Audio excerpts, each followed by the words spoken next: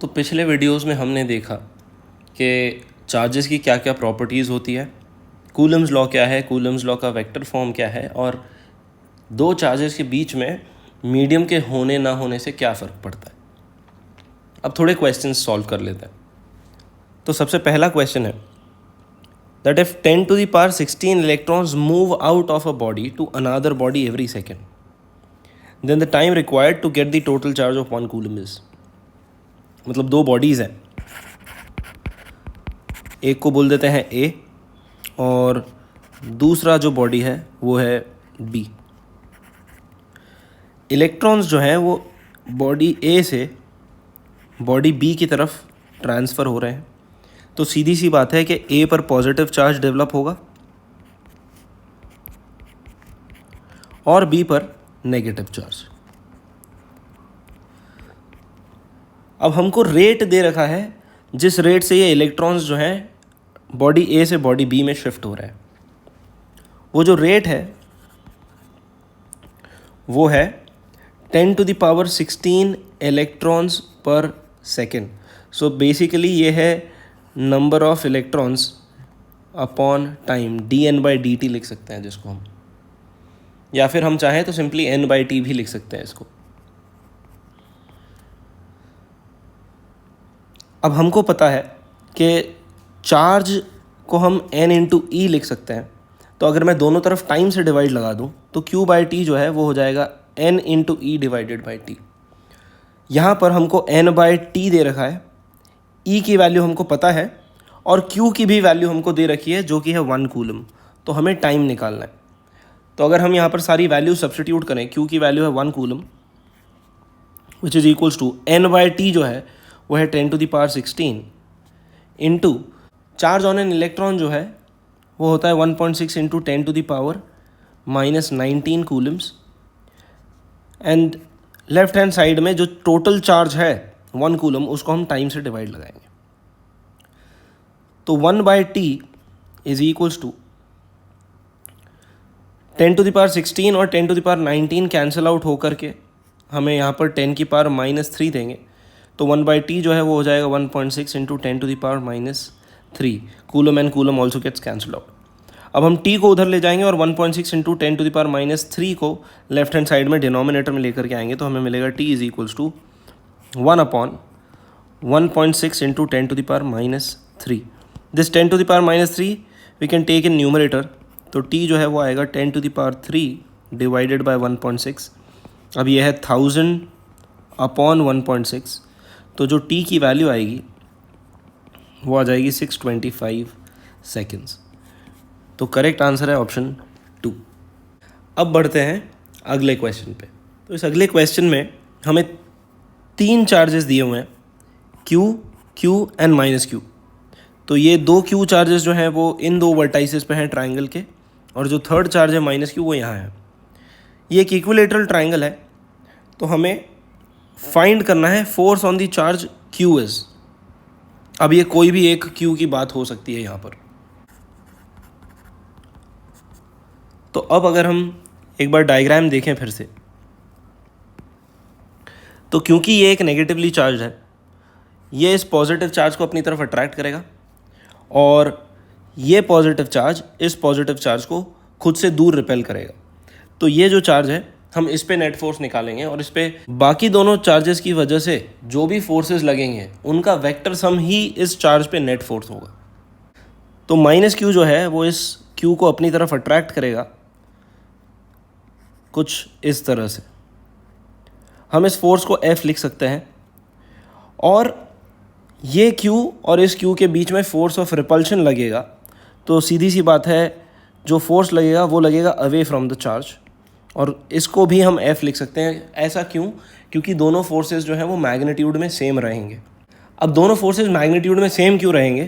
क्योंकि force F जो है वो होता है K Q1 Q2 divided bye R²। Magnitude wise तीनों ही चार्जेस सेम हैं और तीनों चार्जेस के बीच का जो सेपरेशन है वो भी सेम है। इसीलिए F जो है वो हो जाएगा K Q² divided by A²। यहाँ पर जो चार्जेस के बीच का सेपरेशन है वो A है और हर चार्ज का मैग्नीट्यूड जो है वो Q है। अब अगर हमको पता है कि ये एक इक्विलेटरल ट्रायंगल है तो ये जो इंटरनल एंगल है वो 60 डिग्री होगा और इसीलिए जो बाहर एक्सटर्नल एंगल है या एक्सटीरियर एंगल है वो होगा 120 डिग्रीज। अब ये दो फोर्सेस हैं, ये दो फोर्सेस 120 डिग्रीज पर इंक्लाइंड है एक दूसरे से, तो जो रिजल्टेंट होगा एफ नेट जो है उसका मैग्नीट्यूड हो जाएगा अंडर रूट ऑफ,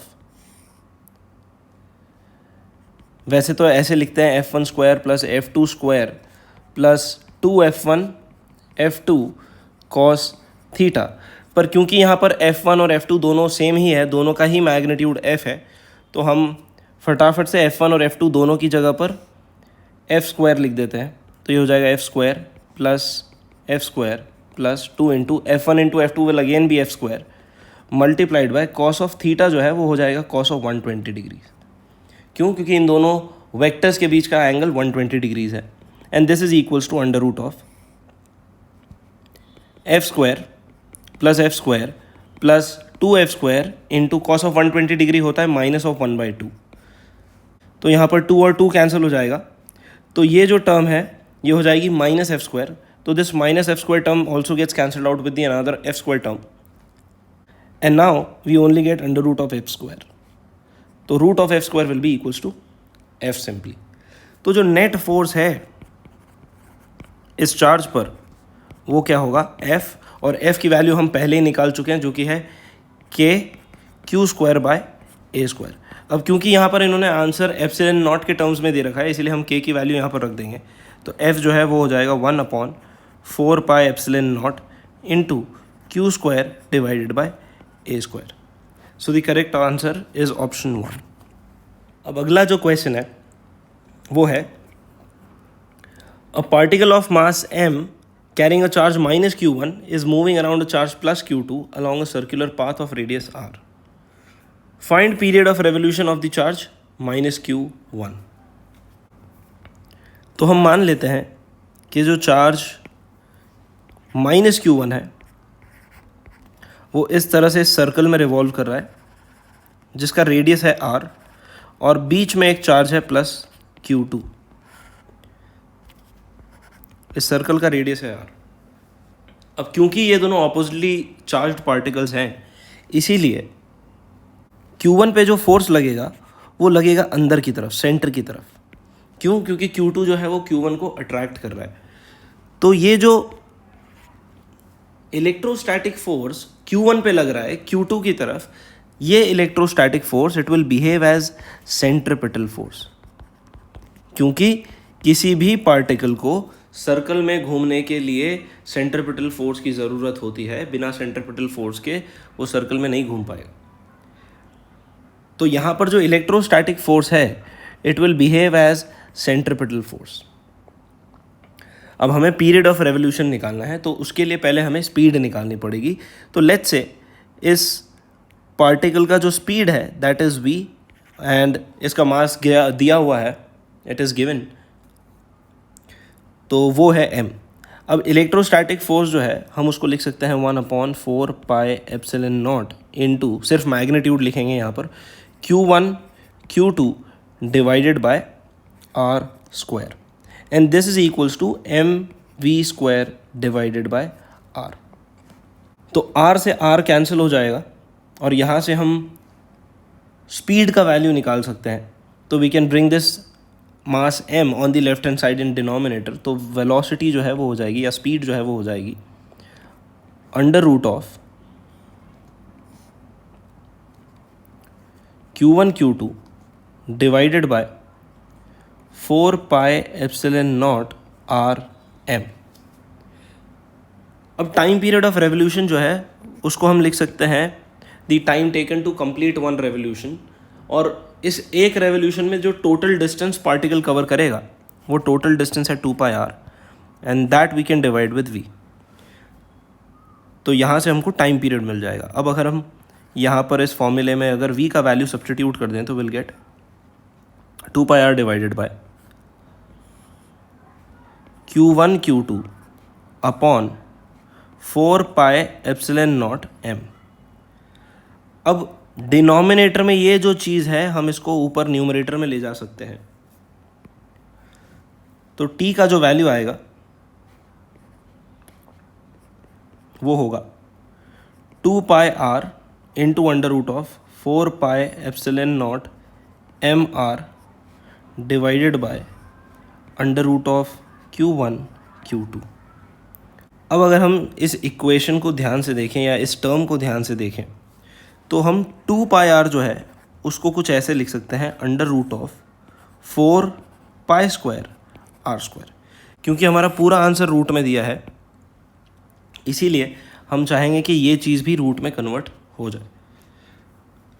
तो अब हम इसे लिख सकते हैं under root of 4 pi square r square multiplied by 4 pi epsilon not M r, जो कि हो जाएगा 16 pi square epsilon not M r cube divided by Q1 Q2। तो करेक्ट आंसर है ऑप्शन 1। तो अब चलते हैं नेक्स्ट क्वेश्चन की तरफ। ये क्वेश्चन कहता है कि 2 equally charged identical small balls kept at some fixed distance apart exert a repulsive force F। सीधी सी बात है, अगर इक्वली चार्ज्ड हैं, दोनों पे आइडेंटिकल चार्जेस हैं तो दोनों रिपेल करेंगी, और जो फोर्स जिससे वो रिपेल कर रही हैं एक दूसरे को वो है F। A similar uncharged ball after touching one of them is placed at the midpoint of the line joining the two balls. Force experienced by the third ball is। तो इसमें हम कर क्या रहे हैं कि पहले हमने 2 इक्वली चार्ज्ड बॉल्स लिया और उनको कुछ डिस्टेंस पे रखा, कुछ इस तरह से। तो ये है बॉल 1 और ये है बॉल 2। इन दोनों को हमने लेट्स जस्ट से कि कुछ 2r डिस्टेंस पे रखा। इस पे भी चार्ज Q है और इस बॉल पे भी चार्ज Q है। अब सीधी सी बात है कि अगर दोनों बॉल्स पे चार्ज सेम है तो ये दोनों बॉल्स एक दूसरे को रिपेल करेंगी, और क्वेश्चन में ये बोल रखा है कि ये जो फोर्स है ये है F। हम यहीं पे लिख लेते हैं कि वो फोर्स F क्या होगा।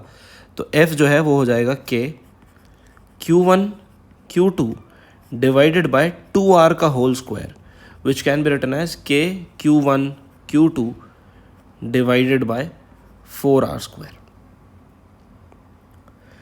अब इन्होंने बोला है कि a similar uncharged ball after touching one of them is placed at the mid point. तो अब हमने क्या करा, एक ऐसी सिमिलर बॉल ली इन दोनों की तरह और उसे रख दिया इन दोनों के मिड पॉइंट पे, मतलब कुछ यहाँ इस तरह से। तो मान लेते हैं कि मैंने इस बॉल को, जो थर्ड बॉल है, उसको पहले फर्स्ट बॉल से टच किया और फिर यहाँ पर हमने रखा। तो अगर हम ऐसा करेंगे और क्योंकि ये आइडेंटिकल बॉल्स हैं तो क्या होगा, इस पे जो टोटल चार्ज था वो दोनों बॉल्स पे इक्वली डिवाइड हो जाएगा। मतलब इस बॉल पर चार्ज होगा Q/2 और इस बॉल पर भी चार्ज होगा अब Q/2। साथ ही साथ ये जो सेंटर में बॉल रखी है, इस बॉल की दोनों बॉल्स से दूरी अब r है। तो ये जो डिस्टेंस है हम इसे r लिख देते हैं, साथ ही साथ ये डिस्टेंस भी अब r है। तो हमें क्वेश्चन में पूछा गया है कि इस थर्ड बॉल पर जो नेट फोर्स लगेगा वो कितना होगा। तो सीधी सी बात है, क्योंकि तीनों ही बॉल्स पॉजिटिवली चार्ज्ड है, बॉल A, बॉल B और ये है तीसरा बॉल जो है वो है बॉल C, जो कि बीच में रखा है। तो this is ball A, this is ball B और ये लास्ट वाला बीच में जो रखा है वो है बॉल C। अब ये जो बॉल है बॉल C, ये दोनों ही बॉल्स के कारण, A और B दोनों के ही कारण रिपल्सिव फोर्स एक्सपीरियंस करेगा। तो C पर मान लेते हैं कि F1 फोर्स लग रहा है इधर और C पर F2 फोर्स लग रहा है इधर। ये F1 फोर्स जो है वो है बॉल A के कारण, क्योंकि A जो है वो इसको राइट में धकेलेगा और बॉल B जो है वो इस C को लेफ्ट में धकेलेगा। तो F2 फोर्स जो है that is due to B and F1 force is due to A। अब F1 की वैल्यू क्या होगी, हम K Q1 Q2 by R square use करते हैं अगर, तो यहाँ पर फोर्स F1 जो है वो आ जाएगा K, Q1 जो है वो है Q/2 और Q2 जो है वो भी Q/2 ही है, डिवाइडेड बाय दोनों बॉल्स A और C के बीच में जो सेपरेशन है वो है R। तो F1 फोर्स जो है वो हो जाएगा KQ² डिवाइडेड बाय 4R²।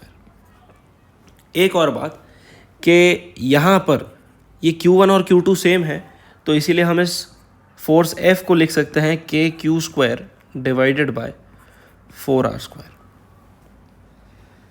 तो ये है F1 की वैल्यू KQ² बाय 4R²। अब F2 जो है फोर्स है जो कि B की वजह से लग रहा है, वो कितना लगेगा ये देख लेते हैं।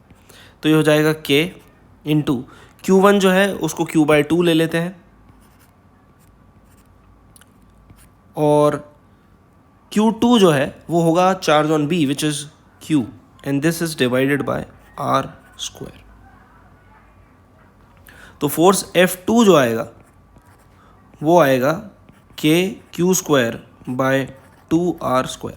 अब क्योंकि ये दोनों फोर्सेस जो हैं वो एक दूसरे के ऑपोजिट है, इसीलिए जो नेट फोर्स होगा वो हो जाएगा, हम देख सकते हैं कि F2 जो है वो बड़ा है F1 से, तो नेट फोर्स है F2 माइनस F1। तो जो नेट फोर्स है हम उसको ऐसे लिखेंगे KQ² upon 2R² minus KQ² bye 4R²। यहाँ से हम KQ² बाय R² कॉमन ले सकते हैं, तो हमको मिलेगा 1/2 माइनस 1/4। 1/2 माइनस 1/4 जो है वो 1/4 ही होता है, इसीलिए जो नेट फोर्स आएगा वो आएगा KQ² बाय 4R²। तो ये नेट फोर्स है, और आप क्लियरली देख सकते हो कि नेट फोर्स जो है वो फोर्स F के ही बराबर आ रहा है, इसीलिए करेक्ट आंसर जो है वो है ऑप्शन 3।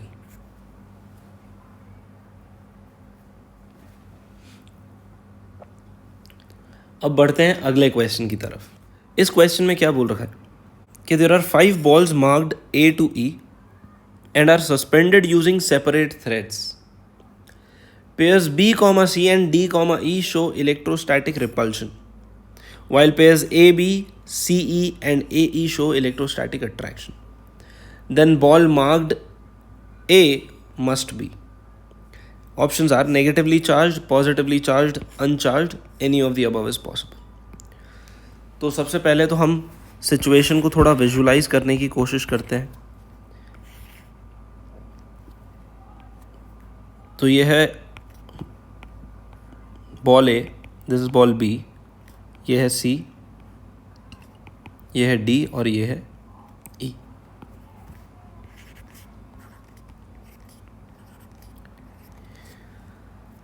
अब हमें क्वेश्चन में कुछ इंपॉर्टेंट इन्फॉर्मेशन दी गई है। तो सबसे पहली जो है वो है pairs BC and DE show electrostatic repulsion.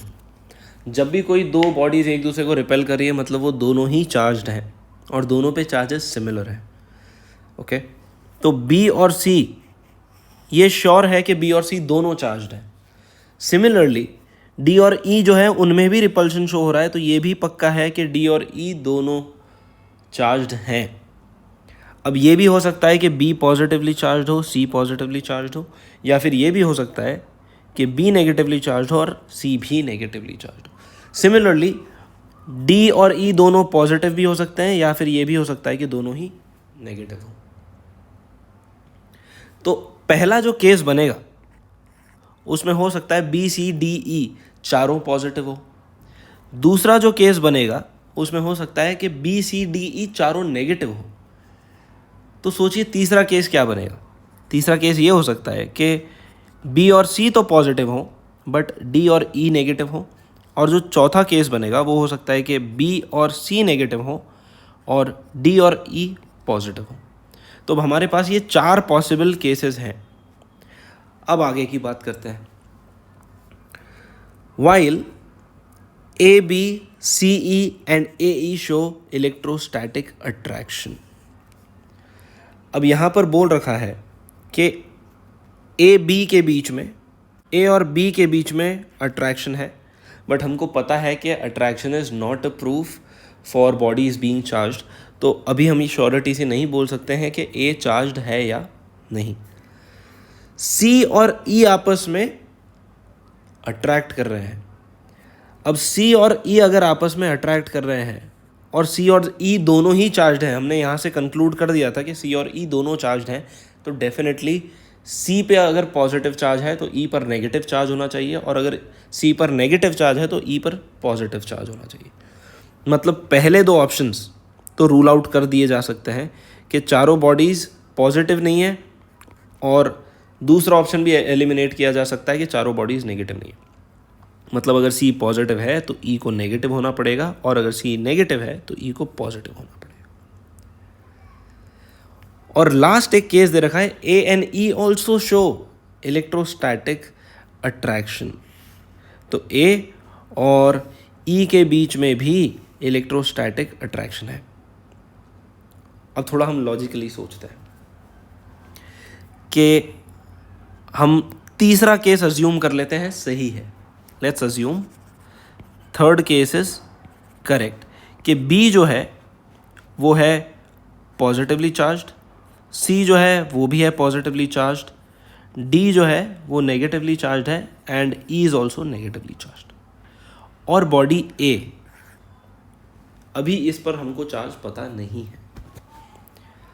अब ध्यान से देखते हैं, A B से भी अट्रैक्ट हो रहा है जैसा कि यहाँ दिया हुआ है,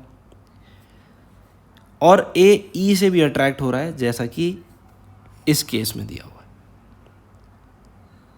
ये देखिए क्लियरली मेंशन किया है कि A is attracted to B as well as E।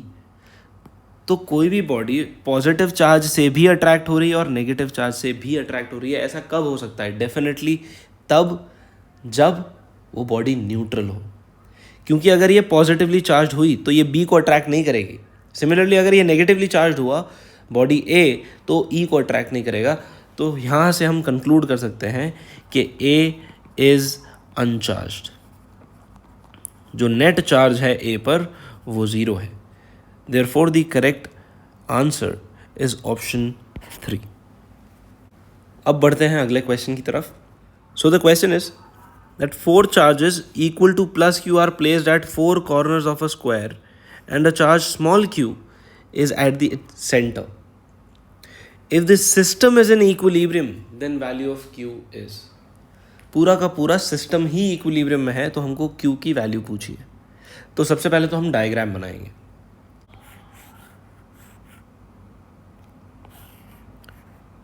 तो ये एक स्क्वायर है और इसके चारों वर्टाइसेस पे 4 इक्वल चार्जेस हैं प्लस क्यू।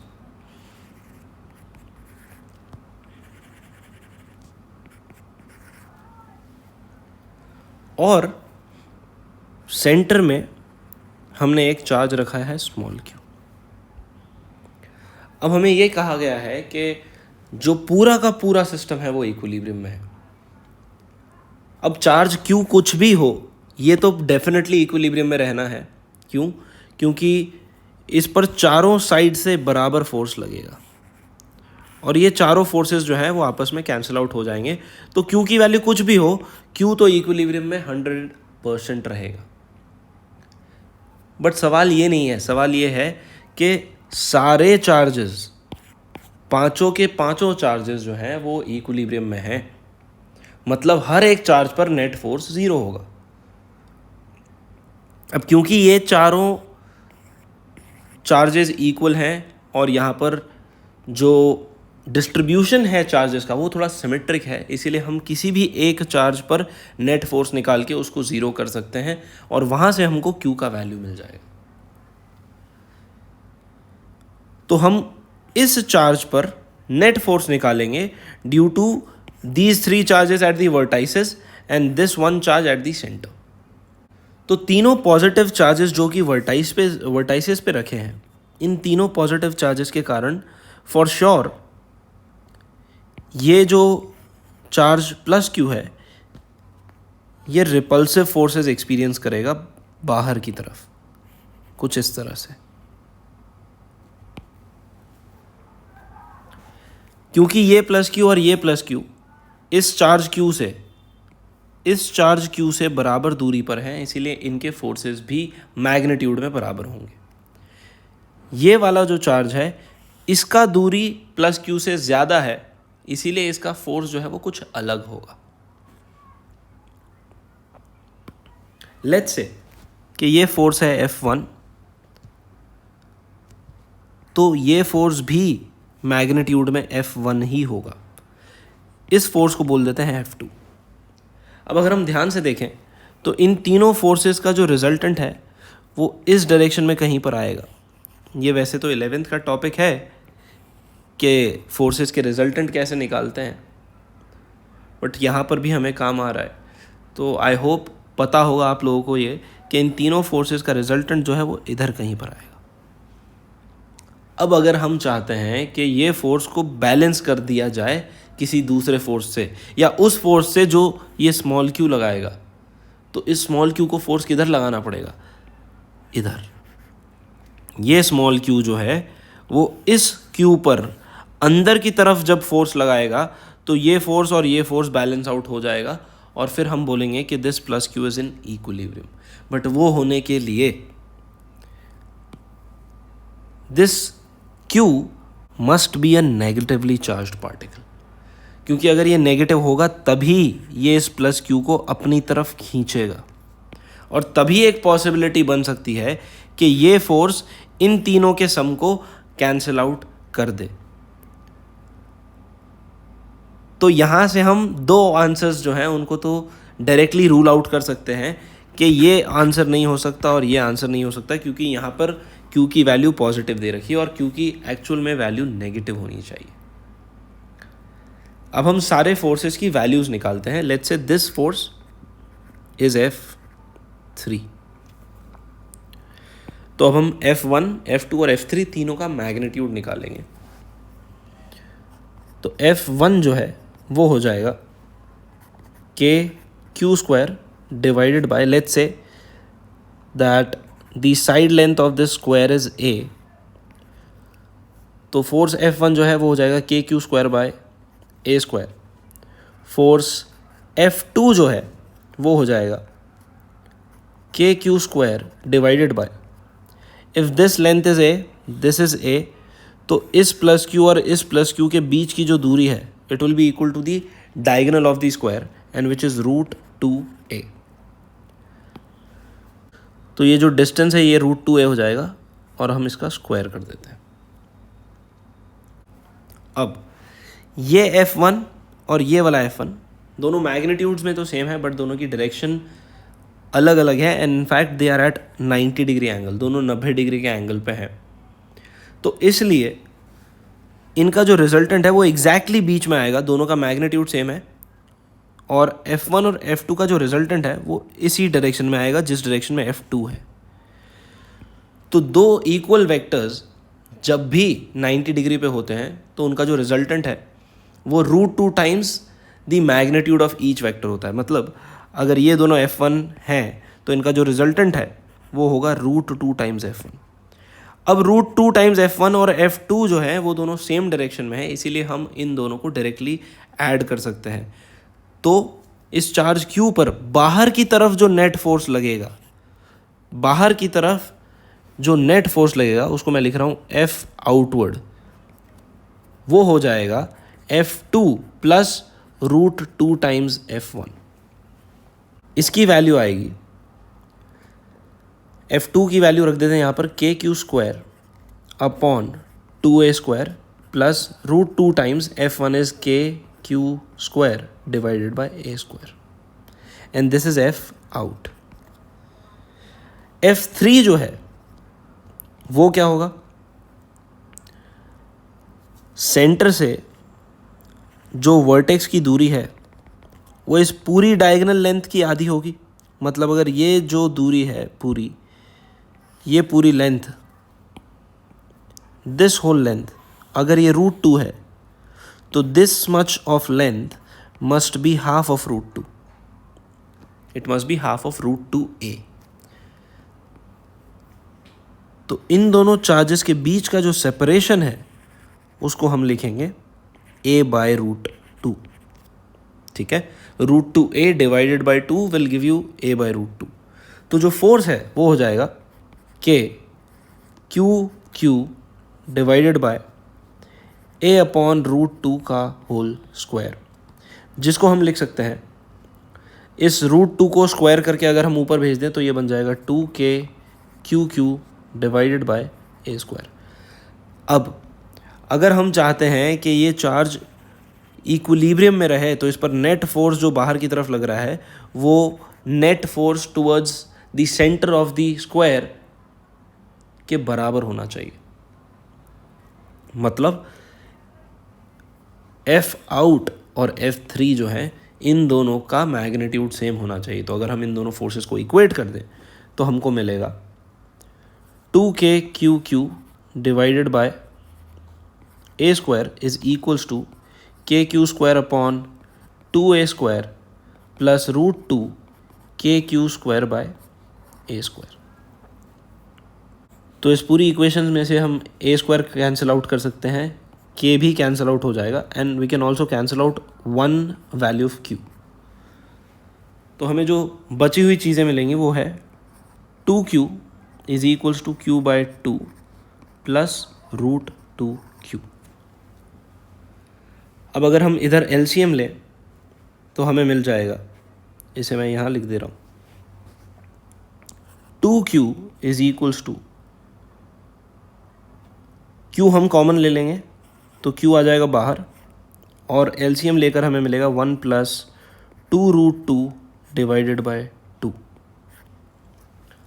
अब अगर मैं इस 2 को नीचे ले जाऊं राइट हैंड साइड पे तो will get q is equals to q/4, ये 2 और ये 2 मल्टीप्लाई होकर के मुझे 4 दे देगा and this into 1 plus 2√2।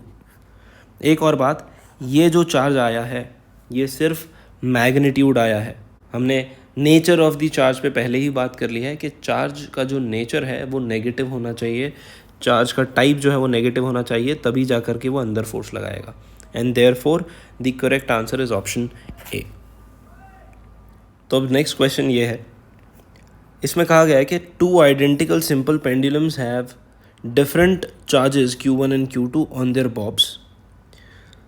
When they are suspended from the same point, their strings make angle θ1 and θ2 with the vertical as shown in the figure.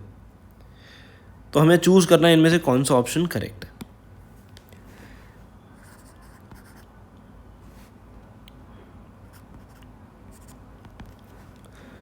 तो अब हम पहले दोनों चार्जेस का या दोनों पेंडुलम्स का फ्री बॉडी डायग्राम बना लेते हैं। क्योंकि दोनों आइडेंटिकल पेंडुलम्स हैं इसीलिए दोनों पर ही नीचे की तरफ फोर्स लगेगा mg और साथ ही साथ दोनों पर जो रिपल्सिव फोर्स लगेगा या जो इलेक्ट्रोस्टैटिक फोर्स लगेगा वो भी सेम है। तो अगर ये F है तो ये फोर्स भी F होगा। तो अब क्योंकि दोनों चार्जेस पर ही हॉरिजॉन्टल और वर्टिकल डायरेक्शंस में फोर्सेस सेम है, इसीलिए अगर हम इनका रिजल्टेंट फाइंड करें इन दोनों ही चार्जेस के लिए जो नेट फोर्स होगा, मान लेते हैं कि वो कुछ θ1 और θ2 एंगल, इनफैक्ट दिया हुआ है क्वेश्चन में कि वो θ1 और θ2 एंगल्स बना रहा है वर्टिकल के साथ इस नेट फोर्स F1 का, F नेट 1 बोल देते हैं इसे, इसका एंगल जो है वो है θ1 और यहाँ पर जो नेट फोर्स लग रहा है जो कि है F नेट 2, उसका एंगल बोल देते हैं θ2 है। तो अगर मैं इस ट्रायंगल में tan थीटा लगाऊं फॉर्मूला, तो tan θ1 is equals to perpendicular divided by base. तो परपेंडिकुलर जो है वो होगा इलेक्ट्रोस्टैटिक फोर्स F या फिर Fe लिख सकते हैं उसको, डिवाइडेड बाय mg। और उसी तरह अगर मैं इस ट्रायंगल में tan थीटा का फॉर्मूला लगाऊं तो tan θ2 जो होगा वो हो जाएगा perpendicular by base and this will be equals to Fe divided by mg again. क्योंकि tan of θ1 and tan of θ2 same है इसीलिए θ1 विल बी इक्वल्स टू θ2।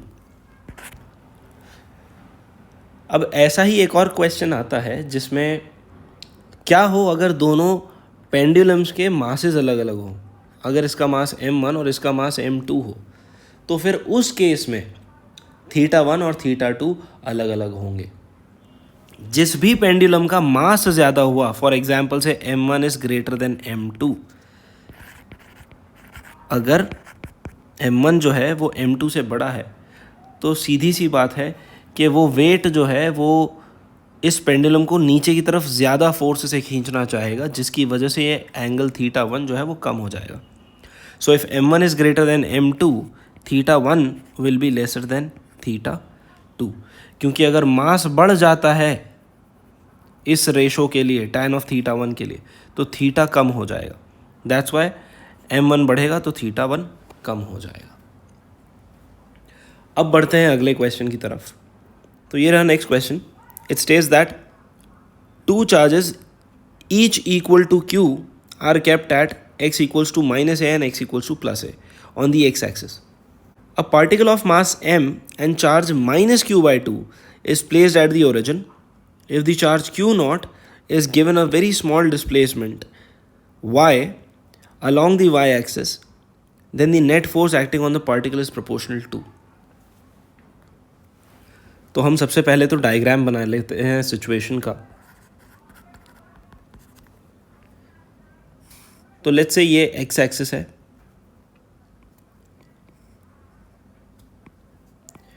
और ये जो पॉइंट है ये है x equals to -a, this is x equals to +a, और यहाँ पर एक चार्ज q रखा है, दूसरा चार्ज q जो है वो यहाँ है।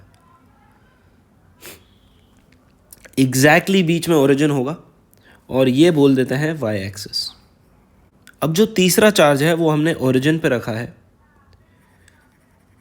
और ये है -q/2।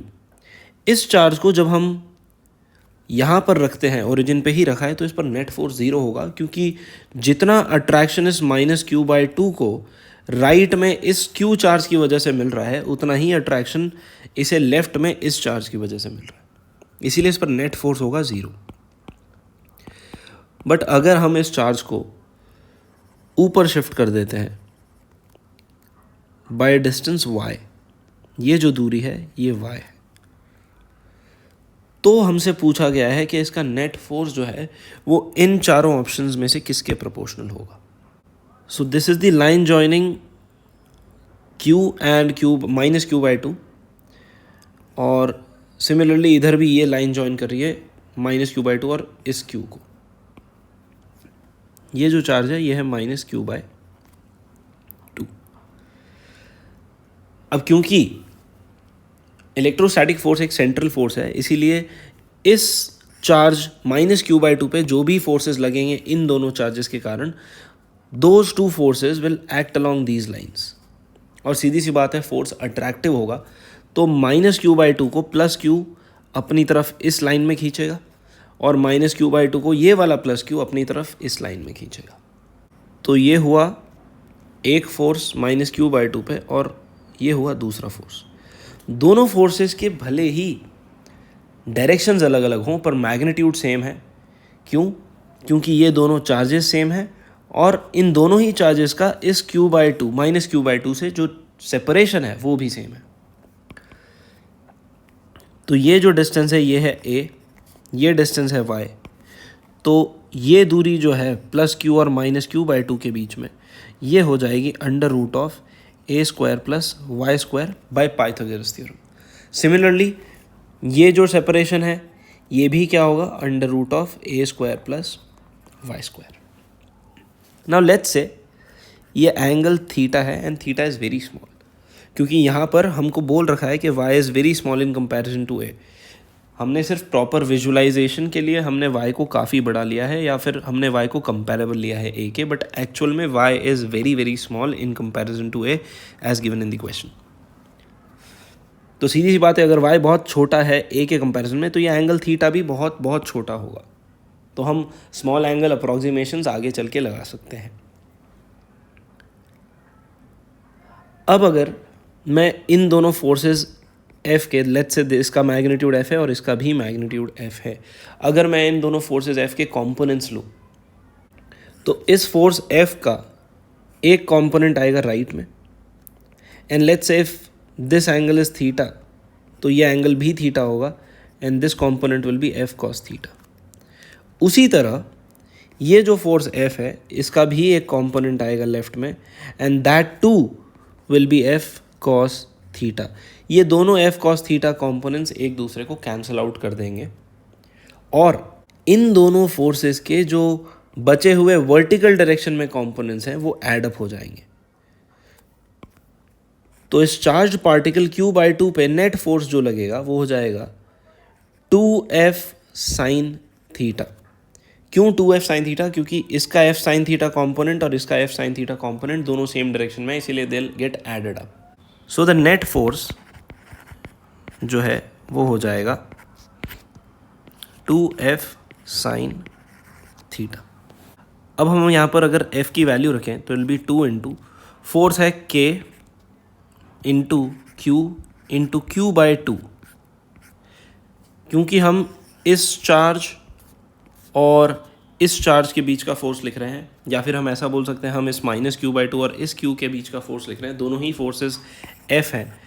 तो f का जो मैग्नीट्यूड होगा वो होगा k into this charge q multiplied by this charge q/2 which is basically -q/2 divided by, इन दोनों के बीच का जो सेपरेशन है वो है √(a² + y², इस पूरे का होल स्क्वायर आ जाएगा। तो √(a² + y² का whole square multiplied by sine of theta.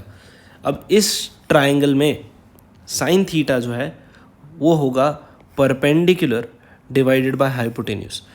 तो perpendicular is y divided by hypotenuse is √(a² + y²। So we can cancel out 2 and 2 from here, और हमको जो नेट फोर्स है वो मिलेगा kq² divided by √(a² + y² की power 3, क्योंकि यहाँ पर पावर 2 और यहाँ पर पावर 1 ऐड अप हो जाएंगे। अब हमें क्वेश्चन में बोला गया है कि y is very small in comparison to a, that's why we can assume a² + y² to be approximately equal to a²। और जब हम a² + y² को a² लिख देंगे तो हमें जो नेट फोर्स मिल जाएगा वो मिल जाएगा kq² divided by √(a² to the power 3, और इसको हम लिख सकते हैं kq² डिवाइडेड बाय a³। अब यहाँ पर हम क्लियरली देख सकते हैं कि जो नेट फोर्स है it is proportional to y to the power 1, and therefore the correct answer is option A. तो अब अगला क्वेश्चन है ये, और ये जेई के पर्सपेक्टिव से इम्पॉर्टेंट है। तो क्वेश्चन कुछ इस तरह से है कि 2 identical charged spheres are suspended by strings of equal lengths. The strings make an angle of 30 degrees with each other. When suspended in a liquid of density 0.8 gram per centimeter cube, the angle remains the same. If the density of the material of sphere is 1.6 gram per centimeter cube, then the dielectric constant of the liquid is. तो पहले जो दोनों spheres हैं वो air में रखे हुए हैं, और दोनों के बीच में ये जो एंगल है यह है 30 डिग्री। इसी सेटअप को जब हम किसी मीडियम में शिफ्ट कर देते हैं, मीडियम में ट्रांसफ़र कर देते हैं, तब भी एंगल जो है वो 30 डिग्री ही रहता है। हमको क्वेश्चन में उस लिक्विड का डेंसिटी दे रखा है और इन स्पीयर्स का डेंसिटी दे रखा है। तो हमसे पूछा है कि वो जो मीडियम है इसका डाइलेक्ट्रिक कांस्टेंट कितना होगा। तो जब ये दो स्पीयर्स एयर में हैं उस वक्त इन पे कौन कौन से फोर्सेस लग रहे हैं हम ये देख लेते हैं। तो इधर लग रहा है टेंशन, नीचे की तरफ दोनों ही स्फीयर्स पे लगेगा वेट। मैं किसी भी एक स्फीयर का एफबीडी बना ले रहा हूँ यहाँ पर, और राइट साइड में लगेगा इलेक्ट्रोस्टैटिक फोर्स, तो ये होगा Fe। इसे Fe1 बोल देते हैं, क्योंकि जब हम इस सेटअप को लिक्विड में ट्रांसफ़र करेंगे, लिक्विड में शिफ्ट करेंगे, तब ये फोर्स जो है वो चेंज हो जाएगा। तो इसे Fe1 बोल देते हैं। और यहाँ पर जब हमने इस पूरे सेटअप को लिक्विड में ट्रांसफ़र किया है, लिक्विड में शिफ्ट कर दिया है, तो इस पर कौन कौन से फोर्सेस लग रहे हैं ये देख लेते हैं। तो सबसे पहला है टेंशन, दूसरा है इलेक्ट्रोस्टैटिक फोर्स जिसको अब हम लिखेंगे Fe2, नीचे की तरफ लगेगा mg और ऊपर लगेगा बॉयंट फोर्स।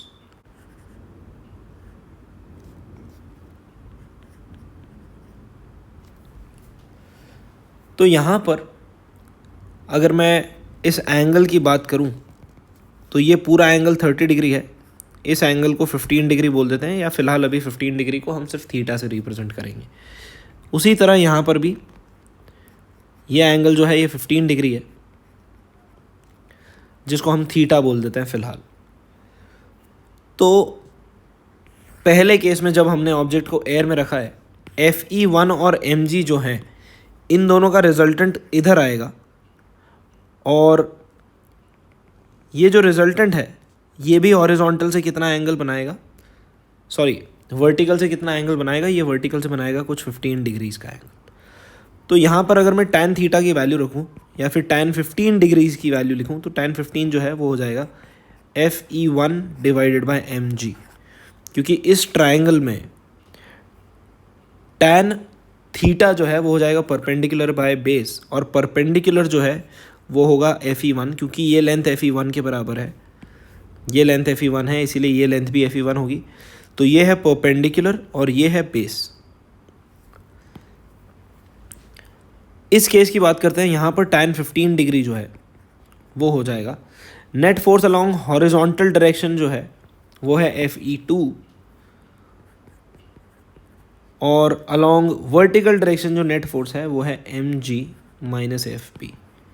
अब क्योंकि ये दोनों एंगल्स सेम है तो ऑब्वियसली इनकी tan की वैल्यूज़ भी सेम होगी, इसीलिए हम Fe1 बाय mg और Fe2 divided by mg minus Fp को इक्वेट कर सकते हैं।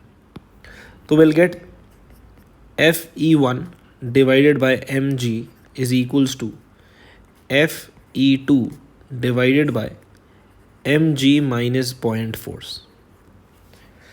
तो Fe1 को अभी हम Fe1 ही लिखते हैं, mg को हम लिख सकते हैं डेंसिटी सिग्मा, ये जो 1.6 है इसको हम सिग्मा बोल देते हैं, सिग्मा इंटू v इंटू जी। तो मास जो है उसको हमने लिख दिया डेंसिटी इंटू वॉल्यूम, जहाँ पर सिग्मा जो है वो है इस स्फीयर की डेंसिटी, ठीक, v है इनका वॉल्यूम और g है gravitational force. This is equals to, अब Fe2 जो है उसको क्या लिखेंगे, तो Fe2 can be written as Fe1 divided by k, जहाँ पर k क्या है, dielectric constant of the liquid. तो Fe2 को हम लिखेंगे Fe1 upon k and this multiplied by mg minus Fb, जहाँ पर mg माइनस Fb को लिखा जा सकता है sigma Vg minus rho Vg। ये रो Vg क्या है, rho Vg is the buoyant force where rho is the density of the liquid, v is the volume of the sphere and g is the gravitational force. तो अगर हम यहाँ से इस term में से Vg कॉमन निकाल लें तो will get, first of all we can cancel out Fe1 on both the sides. तो अब जो हमको मिलेगा वो होगा sigma Vg is equals to k into, we can take Vg outside, Vg बाहर निकाल लो तो will get sigma minus rho. Vg और Vg भी कैंसिल हो जाएंगे तो मिलेगा sigma is equals to k times sigma minus rho. अब सिग्मा जो है वो 1.6 है, तो 1.6 डिवाइडेड बाय सिग्मा माइनस रो को इधर अगर हम लेफ्ट हैंड साइड में नीचे ले आए तो will get sigma again 1.6 minus rho जो है वो है density of liquid which is 0.8, तो ये हो जाएगा 0.8 इज इक्वल्स टू k।